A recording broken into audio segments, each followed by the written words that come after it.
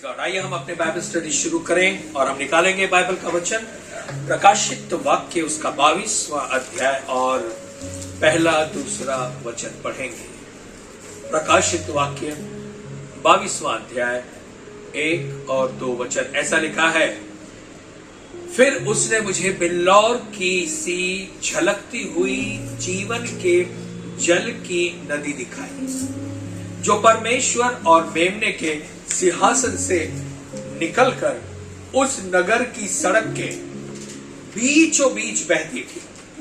नदी के इस पार और उस पार जीवन का वृक्ष था। उसमें 12 प्रकार के फल लगते थे और वह हर महीने फलता था, और उस वृक्ष के पत्तों से जाति जाति के लोग चके होते थे। हालेलुया।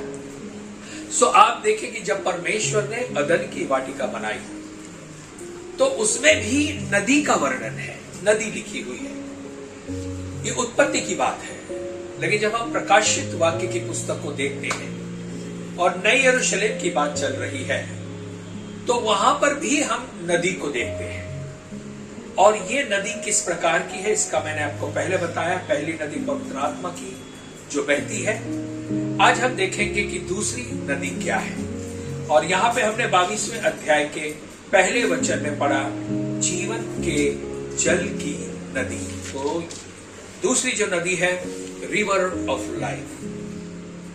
आइए उत्पत्ति में चलेंगे, देखेंगे वहां क्या था। उत्पत्ति उसका दूसरा अध्याय और 10वां वचन। Genesis chapter 2 verse 10।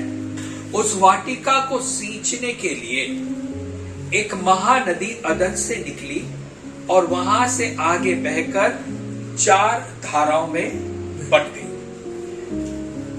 एक महानदी सींचने के लिए ना, यहां पर भी सींचने की बात है। यानी कि जब हम प्रकाशित वाक्य की नदी को देखते हैं तो उस वृक्ष के दोनों किनारों पर वृक्ष लगे हुए हैं, और वो वृक्ष जो है वो एक्चुअली क्या है, वो वृक्ष क्या है उसको भी देख लेंगे। फिर आगे चलते हैं। निकाले भजन संहिता उसका पहला भजन। ऐसा लिखा है, क्या ही धन्य है वह पुरुष जो दुष्टों की युक्ति पर नहीं चलता और न पापियों के मार्ग में खड़ा होता है और न ठट्ठा करने वालों की मंडली में बैठता है, परंतु वह तो यहोवा की व्यवस्था से प्रसन्न रहता है और उसकी व्यवस्था पर रात और दिन ध्यान करता रहता है। वो उस वृक्ष के समान है। अब ध्यान देना, उस वृक्ष के समान है जो बहती नालियों के किनारे लगाया गया है और अपनी ऋतु में फलता है, और जिसके पत्ते कभी मुरझाते नहीं, इसलिए जो कुछ वो पुरुष करे वो उसमें सफल होता है। तो वृक्ष जो है वो लोगों को, मैंने इससे पहले भी स्टडी में आपको बताया कि वृक्ष का मतलब क्या है। तो यहां पर उसको सींचने के लिए ये नदी है जो जीवन के जल की नदी है। प्रकाशित वाक्य में जिसके दोनों किनारे पर वृक्ष लगे हैं और वो 12 महीने फलता है। अगर हम परमेश्वर के रास्ते पर चलते हैं, परमेश्वर की व्यवस्था पर मनन करते हैं, परमेश्वर के वचनों को मानते हैं, तो हम वो वृक्ष बनते हैं जो बहती हुई जलधारा के किनारे पे लगा हुआ है। और हमारे जीवन में हर समय हम परमेश्वर की आशीषों को देखेंगे, परमेश्वर के सामर्थ को देखेंगे, परमेश्वर का जीवन का जल हम अपने अंदर से बहता हुआ देखेंगे। तो उत्पत्ति 2:10 की जो नदी है आगे चल के ना वो 4 धाराओं में बट जाती है। यहां पे लिखा है वो 4 धाराओं में, यानी एक नदी और उसकी 4 धाराएं आगे बढ़ जाती हैं।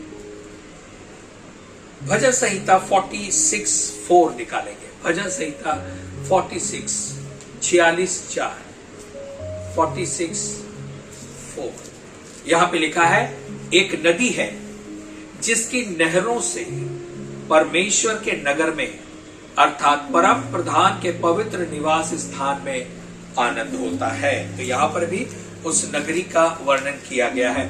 तो नगरी, नदी ये जो है या पवित्र स्थान, इस नदी के विषय में हम ये कह सकते हैं नगरी, पवित्र स्थान।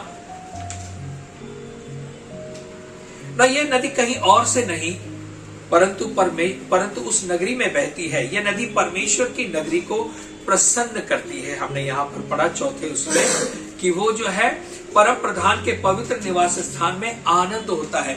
जब ये नदी बहती है तो वहां पर आनंद बनाया जाता है। तो आनंद आप देखेंगे जहां पर पवित्र आत्मा बहेगा वहां पर आनंद की भरपूरी है। परमेश्वर का पवित्र आत्मा हमारे जीवन को आनंद से भर देता है। यह ये किस नगरी की बात करता है? परमेश्वर का नगर जो यरूशलेम है उसके विषय में बात करता है। परमेश्वर की नगरी में आनंद भर देता है। ये परमेश्वर की नगरी आनंद से भरी हुई होगी। क्यों? क्योंकि परमेश्वर की नगरी में परमेश्वर का निवास स्थान है, उसका मंदिर है, उसकी उपस्थिति है। सच में देखा जाए तो ये जो नदी है जो उत्पत्ति में हमने पढ़ी, ये नदी आज यरूशलेम में नहीं है। गिहोन जो नाम की एक छोटी सी जलधारा है जो हिजकिया का टनल कहलाई जाती है। हिजकिया का टनल इजराइल में अगर आप अभी जाए तो गिहोन नाम की नदी है, लेकिन ये जो 4 जलधाराएं हैं ये हम नहीं पाते वहां पर। और गिहोन जो नदी है ये अंदर से बहती थी, शहर के अंदर से बहती थी और वो लोगों को पता नहीं था। लेकिन जब और ये टनल जो थी वो हिजकिया जो प्रॉफिट था बाइबल का, उसके समय में बनी हुई नदी थी और समय के अनुसार उस पर से लोग जो है वो नदी पूरी तरह से ढक गई।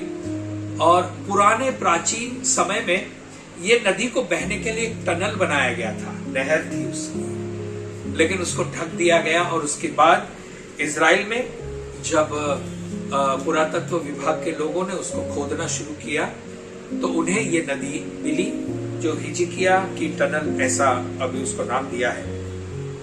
ये हिजकिया जो, जैसे मैंने आपको बताया, हिजकिया जो भविष्यद्वक्ता था उसने इस नदी को, इसको टनल को बनाया था। और इसका हम पाते हैं दूसरा राजा 20वें अध्याय के 20वें वचन में। यानी ये जो नदी है गिहोन नदी, ये शहर के बीचों बीच यानी यरूशलेम के बीचों बीच बहती है। और ये अब तक लोगों को पता नहीं था, लेकिन जब खोदा उन्होंने और जानने की कोशिश किया तो वो नदी वो आज भी है। लेकिन यहां पर भजन का लिखने वाला कहता है कि एक नदी है। ये नदी नगर में जमीन के अंदर से बहती है, अर्थात ये नदी अंदर है जो नगर की एक ओर से अंदर आती है और चट्टानों में से होती हुई नगरी के दूसरी ओर निकलती है। शिलोम का जो पुल है उसमें आकर वो मिलती है। वहां पर एक शिलोम पुल है यानी कुंड है, उसमें ये नदी आकर मिलती है। तो आपको समझ में आया, इजराइल के एक कोने में वो अंदर प्रवेश करती है, जमीन के नीचे नीचे बहती है और इजराइल के सीमा के बाहर एक जो शिलोम नदी, वो जो कुंड है उसमें जाकर ये नदी मिलती है। उत्पत्ति 2:10 और 13 पर 10 से लेकर 13 पढ़ेंगे। उत्पत्ति 2 अध्याय और 10 से लेकर 13 तक। उस वाटिका को सींचने के लिए एक महानदी अदन से निकली और वहां से आगे बहकर 4 धाराओं में बट गई। पहली धारा का नाम पिशोन है। यह वही है जो हवीला नाम के सारे देश को जहाँ सोना मिलता है घेरे हुए है। उस देश का सोना चोखा होता है, वहाँ मोती और सुलेमानी पत्थर भी मिलते हैं। दूसरी नदी का नाम गिहोन है। एक गिहोन नदी जो है, जो दूसरी नदी है, वो पाई जाती है आज। 13 तक पढ़े। ये वही है जो कूश के सारे देश को घेरे हुए है। और ऐसा भी होता है, नदियां समय के हिसाब से अपना मार्ग भी चेंज करती हैं और हजारों साल में पहले नदी कहीं और इतिहास में हम उसके वर्णन को पाते हैं और फिर आज अगर देखें तो वो नदी या तो नहीं है और अगर है तो कहीं और से बहती है। तो ये है, लेकिन ये जो नदी गिहोन है, ये नदी उस समय से अब तक दिखाई नहीं दी थी, लेकिन जब वहां की सरकार ने उसे खोदा तो पाया कि वो नदी है। पहले किसी को पता नहीं था कि वहां कोई नदी है, क्योंकि ये जो नदी थी वो यरूशलेम की जमीन के अंदर से बहती थी और उसको बहने के लिए हिजकिया के समय में पत्थर की टनल बनी थी जिसमें से वो नदी बहती थी। और टनल बनने की वजह से धीरे धीरे वो नदी जो है वो जमीन के अंदर चली गई। और वहां के राजा ने, यानी हिजकिय्याह के समय जो राजा था, उसने इसे बनाया था और इसे नगर के अंदर एक साइड से अंदर लिया और दूसरी तरफ से उस नदी को बाहर जो है निकाला है। यही कार्य तो हमारे राजा यीशु ने किया। अब ये नदी हमारे अंदर से बाहर निकलती है। यूहन्ना उसका 19वां अध्याय और 34वां वचन, जॉन चैप्टर 19 वर्स 34 पढ़ें प्लीज। यूहन्ना उसका 19वां अध्याय 34वां वचन। परंतु सैनिकों में से एक ने बर्छे से उसका पंजर भेदा और उससे तुरंत लहू और पानी निकला। हाँ, लहू और पानी उसके अंदर से वो नदी निकली और आज उसी स्पर्श को हमने और आपने भी पाया है।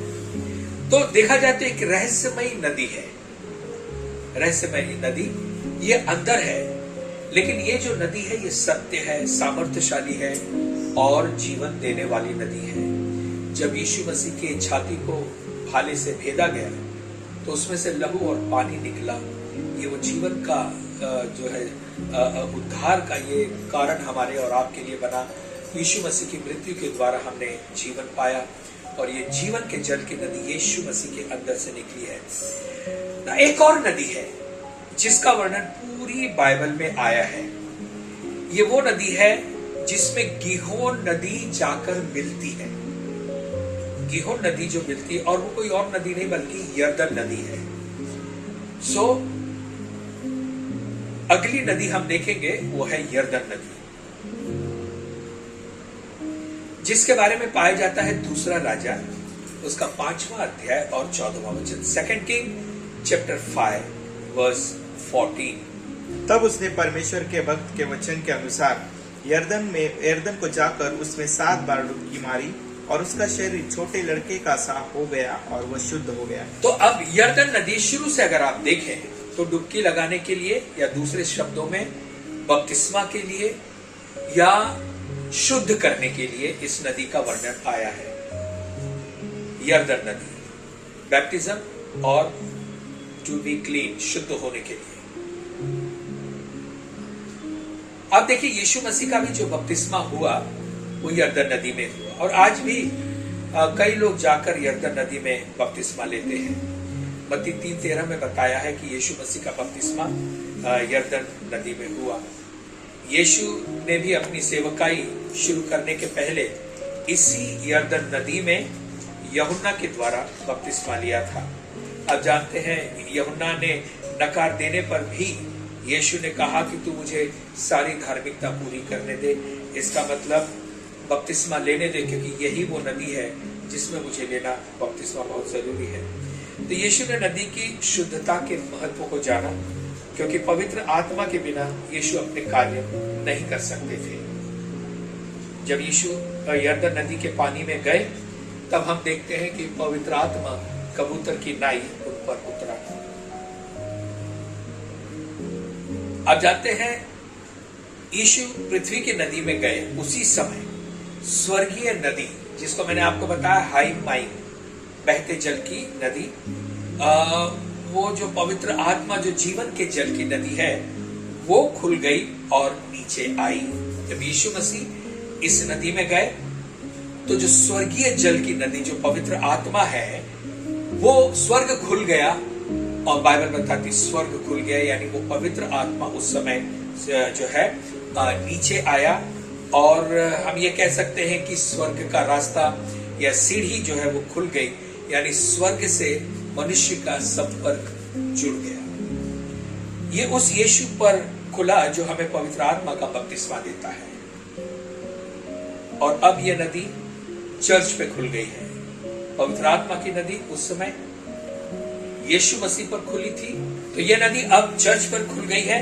और क्योंकि अब ये चर्च है जिस पर ये नदी अर्थात पवित्र आत्मा उतरता है, तो अब हम स्वर्ग से पृथ्वी को जोड़ने का माध्यम बन गए हैं, क्योंकि हमारे ऊपर ये उतरता है और इससे हम पृथ्वी को स्वर्ग से हम जोड़ते हैं। पवित्र आत्मा जो स्वर्ग से उस पवित्र नगर से आता है हमारे द्वारा बहता है। आप देखिए नामान जो था यरदन में शुद्ध हो गया, उसका कोढ़ चला गया, उसके पाप दूर हो गए, उसकी अशुद्धता दूर हो गई। यही होता है जब हम इस नदी में, जो पवित्र आत्मा की नदी है, उसमें आते हैं। जब पवित्र आत्मा हम पर उतरता है तो वो ये घोषित करता है कि हम शुद्ध हो चुके हैं। क्योंकि यदि हम यीशु के लहू से शुद्ध ना हुए होते तो पवित्र आत्मा हम पर नहीं आता, और यदि हम अशुद्ध होते और वो पवित्र आत्मा, तो वो पवित्र आत्मा नहीं उतरता। हम जैसे कबूतर की नाई यीशु मसीह पर उतरा, वैसे हम पर पवित्र आत्मा नहीं उतरता। इसका मतलब यदि हमने पवित्र आत्मा पाया है, इसका मतलब हम शुद्ध हो चुके हैं। रोमियो 8वां अध्याय 16वां वचन, रोमन्स चैप्टर 8 वर्स 16। हम शुद्ध हो चुके हैं, ये कैसे पता चलेगा? तो देखिए रोमियो 8:16। आत्मा आप ही हमारी आत्मा के साथ गवाही देता है कि हम परमेश्वर की संतान है, और आत्मा ये गवाही देता है क्योंकि हम शुद्ध हो गए हैं, परमेश्वर शुद्ध और पवित्र है, अब हम उसकी संतान बन गए हैं। उसके साथ एक और वचन पढ़ेंगे, इफिसियों की पत्री, उसका पहला अध्याय 13 और 14 वचन। Efficiency chapter 1 13 and 14। और उसी में तुम पर भी, जब तुमने सत्य का वचन सुना, जो तुम्हारे उद्धार का सुसमाचार है, और जिस पर तुमने विश्वास किया, प्रतिज्ञा किए हुए पवित्र आत्मा की छाप लगी, यह कि वह उसके मोल लिए हुए के छुटकारे के लिए हमारे मीरास का बयाना है कि उसकी महिमा की स्तुति हो। बयाना, इसका मतलब एडवांस। जब कोई चीज लेता है, कोई डीलिंग या कोई व्यवहार होता है, तो उसे पक्का करने के लिए बयाना दे दिया जाता है। जब हमारा उद्धार पक्का हो गया, जब यीशु के लहू से हमारे पाप धुलकर शुद्ध हुए, जब हमने बपतिस्मा लिया है, और उसके बाद जो है ये बयाना जो हमने पवित्र आत्मा पाया है, ये बताता है कि हम स्वर्गीय राज्य के वारिस हैं, इस नए यरूशलेम के नागरिक हैं। तो पवित्र आत्मा जो हम पर छाप लगी है, वो हमारी मिलने वाली जो मिरास है, यानी उत्तराधिकार है, या जो हमारा है, जो हमारे पिता का है। उत्तराधिकार, इसका मतलब ये होता है कि जब जो बाप है उसकी जो संपत्ति है उसके बच्चों को मिलती है, तो बच्चों का ये उत्तराधिकार है, ये मिरास है। बाप की संपत्ति मिलना ये मिरास है उनकी। ठीक उसी प्रकार से जब हमने यीशु मसीह को स्वीकार किया, अनंत जीवन हमें मिला, हम उसकी संतान हो गए। तो इसका प्रूफ क्या है? इसका प्रूफ है वो पवित्र आत्मा जो हमने पाया है। और यहाँ पे हमने इफिसियों में पढ़ा कि उस पवित्र आत्मा की छाप हम पे लगी है, जो हमारा बयाना है। इस बात का प्रमाण है कि हम आज से परमेश्वर के हो गए हैं।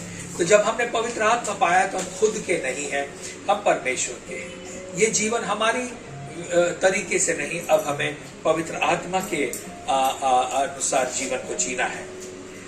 आप देखिए, नामान ने 7 बार डुबकी लगाई, यरदन नदी में 7 बार डुबकी लगाई। ये 7 आत्माओं को दर्शाता है, जो हमने प्रकाशित वाक्य के समय में देखा है ना, रेवलेशन 1:4 में हमने देखा। ये परमेश्वर की 7 आत्माएं हैं। और जब नामान ने 7 बार डुबकी लगाई, तब क्या हुआ? वो शुद्ध हो गया। तो हमने जो पवित्र आत्मा पाया है, वो इस बात का प्रमाण है कि यीशु के लहू से हम शुद्ध हो गए हैं। 7 डुबकी, इसका मतलब जो है 7 कलीसियाएं, परमेश्वर का वो पवित्र आत्मा जो 7-fold काम करता है, 7 कलीसियाओं में काम करता है। पवित्र आत्मा एक है, लेकिन वो 7 तरीके से काम करता है। हर एक कलीसिया, जो प्रकाशित वाक्य की 7 कलीसियाएं थी, वो परमेश्वर की 7 आत्माएं, इस तरह से कहा गया है। अगर हम यीशु के लहू से शुद्ध नहीं हुए होते ना, तो पवित्र आत्मा हमें मिलता ही नहीं। याद रहे, नामान यहूदी नहीं था, वो अन्य जाति था। यहूदी अन्य जाति को शुद्ध नहीं मानते थे। यहूदी कहते थे हम ही शुद्ध हैं, बाकी सब अशुद्ध हैं। लेकिन परमेश्वर ने उस अन्य जाति के नामान को शुद्ध किया। हम भी अन्य जाति थे, लेकिन यीशु के लहू के द्वारा और पवित्र आत्मा के द्वारा हम शुद्ध हुए हैं।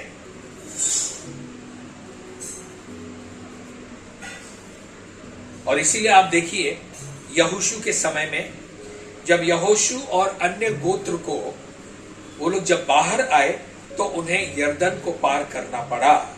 अगर आप देखें तो यहोशू उसका पहला अध्याय 1 और 2 वचन, अब परमेश्वर जब यहोशू को लेकर आया तो उन्हें यरदन को पार करना पड़ा, यानी नदी पार किए बिना वाचा के प्रदेश में प्रवेश नहीं पा सकते। प्रेरितों के काम उसका पहला अध्याय 4 और 5 वचन पढ़ेंगे।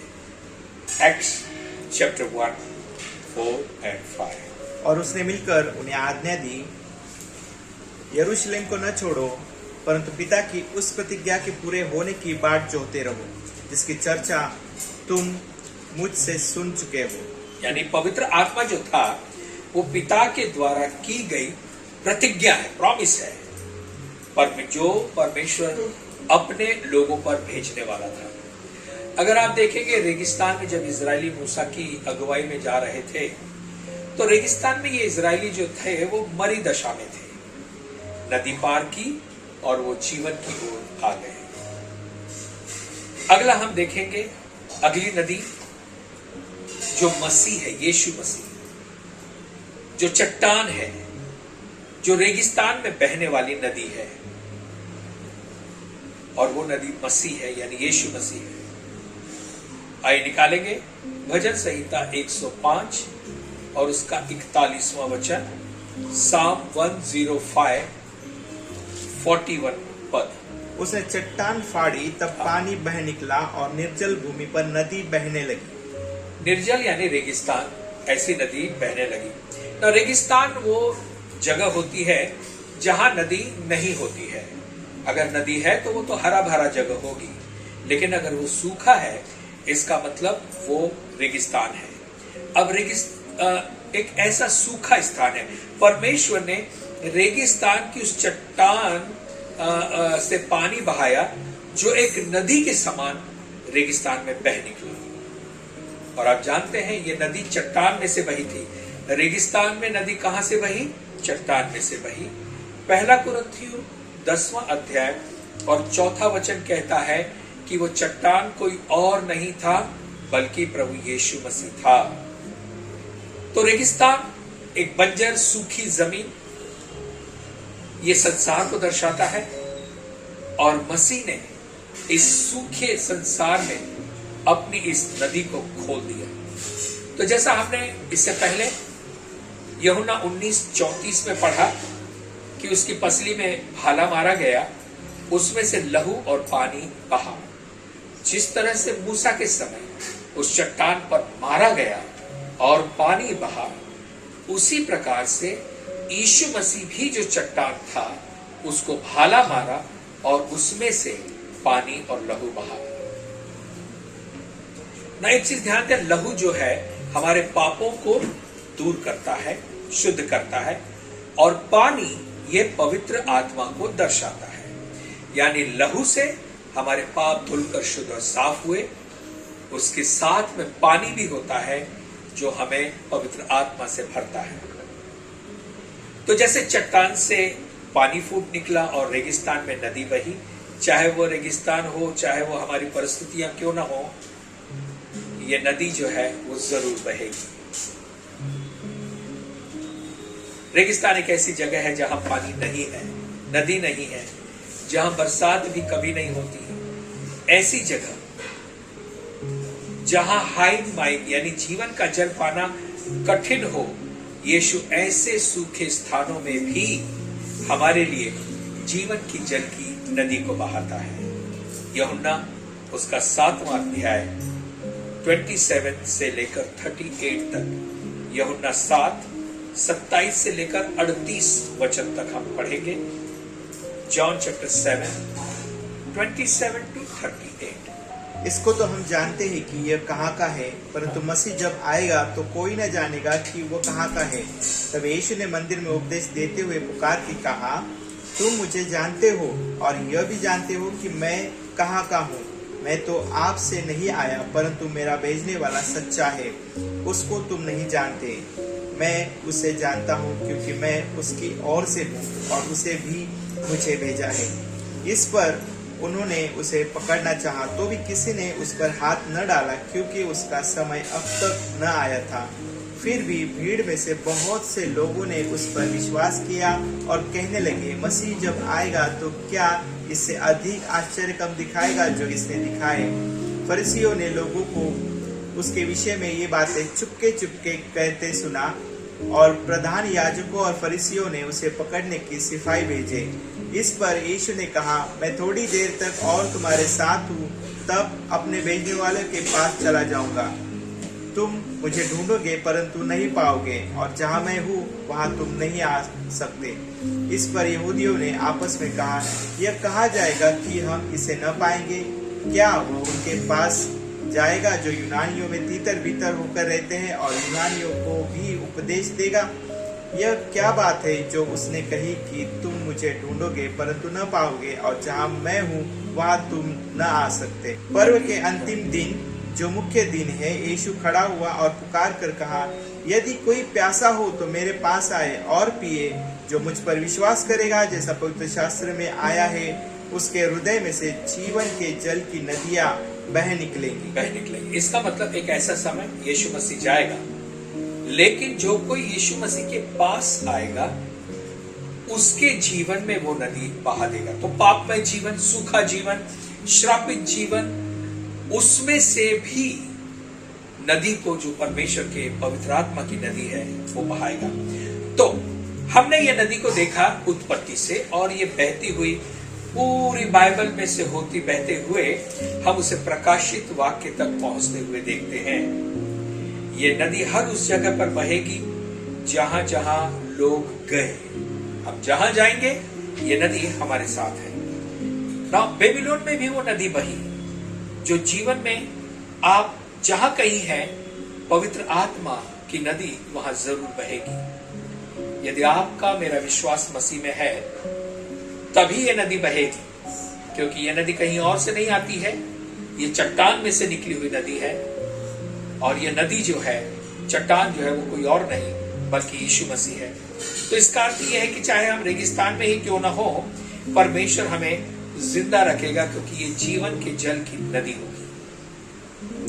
यिर्मयाह चैप्टर 17 वर्स 8, यिर्मयाह 17:8। वो उस वृक्ष के समान होगा जो नदी के किनारे लगा हो और उसकी जड़ जल के पास फैली हो। जब धूप होगी तब उसको न लगेगी, उसके पत्ते हरे रहेंगे और सूखे वर्ष में भी उनके विषय में कुछ चिंता न होगी, क्योंकि वह तब भी फलता रहेगा। ये पवित्र आत्मा ही है जो हमारे जीवन को हमेशा हरा भरा रखेगा। तो हम परमेश्वर के वो लोग हैं जिन्हें परमेश्वर ने जीवन के जल के सोते के पास लगाया है। और ये जीवन का जल, जैसे मैंने आपको बताया, कोई और नहीं बल्कि पवित्र आत्मा है। परमेश्वर हमें उस संसार में भी जीवित रखेगा जो हमें हर बार नीचे गिराने के लिए तैयार रहता है। अगली नदी है पीस, कंफर्ट, यानी शांति की नदी, दिलासा की नदी। कंफर्ट, इसके लिए वचन है यशायाह 66:12-13, आइज़ाया 66:12-13। क्योंकि यहोवा यूं कहता है, देखो मैं उसके और शांति को नदी के समान और जाति जाति के धन को नदी के बाढ़ के समान बहा दूंगा, और तुम उससे पियोगे।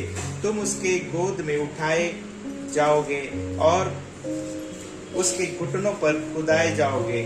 अब यहाँ पे अगर आप देखें, यशायाह की पुस्तक में जो है 66 चैप्टर है, 66 अध्याय है, और पूरी बाइबल में भी 66 बुक है। तो कुछ लोगों ने ऐसा अंदाज लगाया है कि यशायाह की प्रत्येक अध्याय, यानी यशायाह का जो प्रत्येक अध्याय है, वो बाइबल की हर एक पुस्तक का चित्र है। और यदि ये सच है तो यशायाह का 66वां अध्याय जो है वो बाइबल की 66वीं पुस्तक का चित्र है, जो प्रकाशित वाक्य है। अब आपको समझ में आया। और आइज़ाया 66:12 और 13 में हम उस नदी का चित्र हमें वो दिखाता है जो प्रकाशित वाक्य की है। ओके, सो यहां यशायाह कहता है कि मैं शांति को उसकी ओर नदी के समान बहा दूंगा। यहां वो यरूशलेम जो परमेश्वर की नगरी है उसके विषय में कहता है। यहां वो भविष्य के नदी की बात करता है, जो फ्यूचर की रिवर है उसकी बात करता है। और यह नदी शांति की नदी है, क्योंकि वह पवित्र आत्मा शांति का आत्मा है। हमें जीवन में जो चाहिए वो शांति है। हर व्यक्ति आज के समय में शांति पाने की खोज में है। हमारी सांसारिक जीवन की हताशा, निराशा, परेशानियों में हमें जो चाहिए वो कुछ और नहीं बल्कि परमेश्वर की शांति चाहिए। आइज़ाया चैप्टर 26 वर्स 3, यशायाह 26:3। जिसका मन तुझ में धीरज धरे हुए है, उसकी तू पूरी शांति के साथ रक्षा करता है, क्योंकि वह तुझ पर भरोसा रखता है। हालेलुया, शांति के साथ रक्षा करता है, क्योंकि उसका भरोसा, अगर हम हर परिस्थिति में परमेश्वर पर विश्वास करें तो परमेश्वर की शांति हमारे मन विचारों में राज्य करेगी। और ये शांति जानते हैं, यशायाह 48 उसका 18 में लिखा है कि शांति नदी के समान बहेगी। यदि हम इस नदी के पास आएंगे तो हम शांति पाएंगे। समस्या यह है कि हम शांति की खोज नदी के अलावा हर जगहों पे करते हैं। बजाय इसके कि हम शांति पाने इस नदी के पास आए, हम अपने लिए अपने तरीके से शांति पैदा करने का प्रयत्न करते हैं, लेकिन सच्ची शांति और कहीं नहीं है। ये शांति केवल शांति का जो राजकुमार है वही दे सकता है, उस शांति की आत्मा के द्वारा जो शांति की नगरी में है। सो आइज़ाया 66:12 और 13 में उस दिलासा या वो कंफर्ट की बात करता है। यहाँ कंफर्ट ये शब्द देखे तो 3 बार आया है। यीशु ने पवित्र आत्मा के विषय में कंफर्टर कहा, वो सहायक, इंग्लिश में कंफर्टर कहा, जो हमें दिलासा, सांत्वना देता है, जो हम यूहन्ना 14:26 में हम पाते हैं। तो ये नदी जो है पवित्र आत्मा है, जो हमें शांति देता है, जो हमें दिलासा देता है, क्योंकि पवित्र आत्मा वो कंफर्टर है जो हमें पीस देता है, शांति देता है। आज हम यही रुक जाएंगे। परमेश्वर आपको आशीष दे।